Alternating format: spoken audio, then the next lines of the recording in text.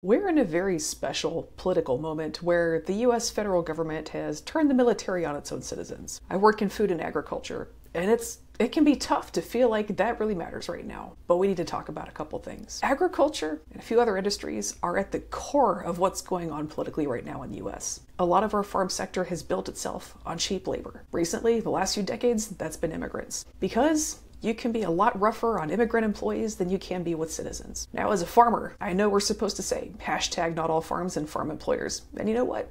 Yeah. The fact that there are plenty of farms out there that hire immigrants and treat them right, and or hire Americans, is how we know that we don't need to take advantage of our workforce to survive as farmers. A lot of people in my industry just found that it's easier to run farms and their businesses that way. So that's what a lot of people choose to do. In fact, so many people in our farm and other sectors choose to hire that way that it shapes their politics. Frankly, a lot of farms and businesses prefer hiring undocumented immigrants because undocumented people will do anything to avoid being found by the police. So if you pay them badly, what are they going to do? Complain to the cops? Anytime they annoy you, you can just say, hey, I could report you to ICE. You want to get deported? I don't think so. Zip it. That's why a lot of people in certain industries prefer to hire undocumented immigrants. Now here's where it gets sticky. For a lot of businesses and farms to hire this way, you need an immigration system that's broken, that can't vet and process enough of the kind of people you want to hire fast enough to fill your jobs. And then, oh no, there aren't enough people with green cards or the right kind of guest worker visa. I guess we'll just have to hire undocumented. To get enough undocumented workers,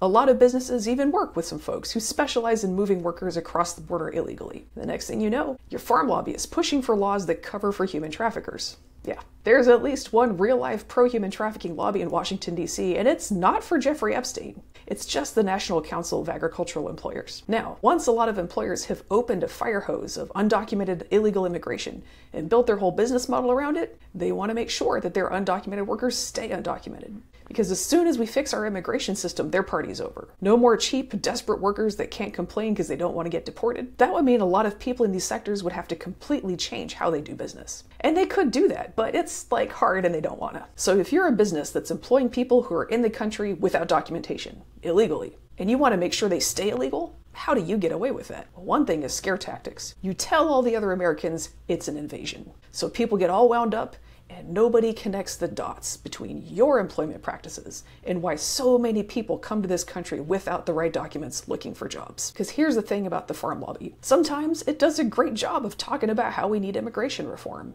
Nothing but respect for the folks doing the hard work on that. But the farm lobby also keeps supporting politicians who run on blaming all of America's problems on immigrants. That tell voters, if we can just round them all up and deport them, everything will finally be okay. This is how the farm lobby helped bring the far right wing into power. Now, why would the farm sector do that when we depend so much on immigrants in this sector? Because any country that's thinking clearly about immigration would just fix its immigration system. So people can come in by normal due process and get hired. But then you wouldn't be able to hire illegals under the table anymore. So a lot of people feel like the best insurance policy for their business is to back the politicians who run on keeping America angry at immigrants. And that's what brought us where we are now.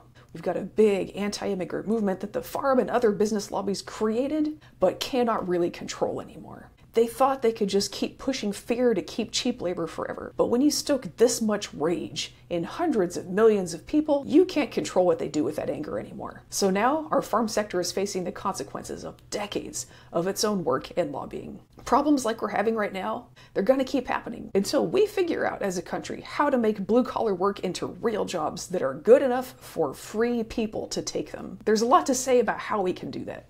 And it's something that, as someone who used to do manual labor in the fields, I am really passionate about. I know that a lot of my sector, agriculture and other businesses, are not going to be thrilled about me talking about the real nuts and bolts of our employment practices. But we need to fix this. And that is why I'm always talking about farm economics, about the logistics behind agriculture, because that's how we make our money. And making money is how we can afford to treat our employees right. There's so much fatalism in agriculture about how it's just not possible for our sector to provide good jobs. And I push back on that pessimism because it is just not backed up by the fundamentals of business. Agriculture, forestry, construction, hospitality, all of these sectors that rely on immigrants can provide good jobs. But we have to decide that's worth doing and do the work it takes to run those sectors well. I've been really fortunate to work with a lot of farms that do pay living wages and treat people right. And guess what?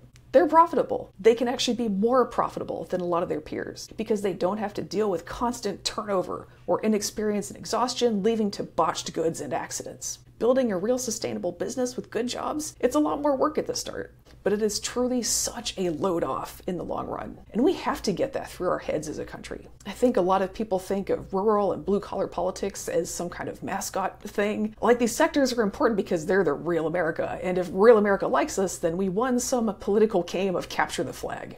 And that's one way to look at it, I guess. But really, these sectors are important because all of our lives depend on them. We all need food. We all need homes. We all need water, energy, metals, fertilizer, wood, soap, raw materials that it takes to live. And so many of the companies in these sectors that provide the raw goods that we need to stay alive have built themselves business models that painted them into a corner, where now they find themselves needing lots of hard workers who cannot get better jobs, mostly immigrants. And that is the core of the problem. These fights over immigration are just the tip of the iceberg. This is the real stuff that lies beneath. Until we get serious about the quality of these jobs, no matter who's doing them, we are all just agreeing to let our lives depend on some level of captive labor. And as long as there's captive labor in this country, the people who make money off of it will always be pushing this country around and pitting us against each other to get away with it. This is why blue-collar jobs matter. This is why rural politics matter. And this is why I keep talking about farm economics. The American public has been lectured for so long on knowing where our food comes from. Well, this is it. This is where our food comes from. A lot of logistics,